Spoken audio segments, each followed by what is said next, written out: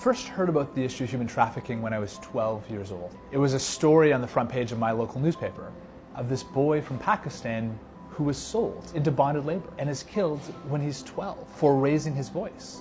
And it just completely rocked my world that this could happen. Craig Kielburger says that was the moment that changed his life.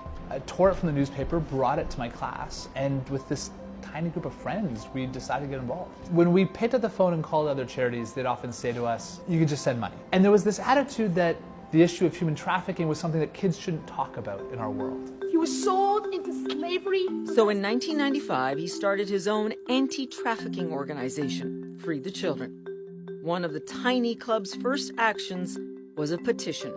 Craig says they collected 10,000 signatures to demand the release of a jailed human rights activist in India. The activist told Craig if he really wanted to understand child labor, he had to come see it with his own eyes. So when I was 12, sat down with my parents and convinced them to let me take 2 months off school with a friend, and the two of us traveled with this activist through Southeast Asia.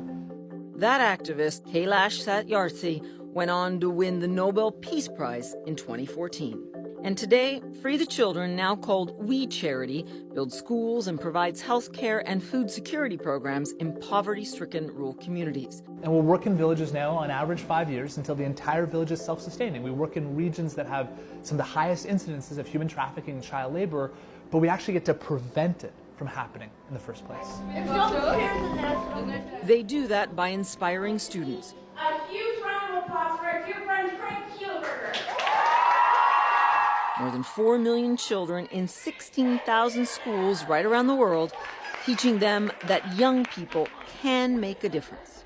My age, it doesn't define who I am. We have young minds that are developing, and we have great ideas that we want to share with the world. I like that, but... Lauren Manna is 12 years old, the same age Craig was when he founded We Charity. She attends St. Cecilia Catholic School in Toronto, where the Me to We Club is working on an action plan to ensure the company that makes their school uniforms doesn't have child labor in its supply chain. I feel like my students are inspired by Craig as a person, right? They heard about how he started. They understand that he was a student just like them. That helps them see that they can also take the same path. We have to raise a generation of young people in every country, in every corner of this world, who are standing up and who are saying, no, we will not let children be bought and sold. And only when that basic sense of justice and also injustice is in the heart of every young person will we actually see the change we need to see in this world.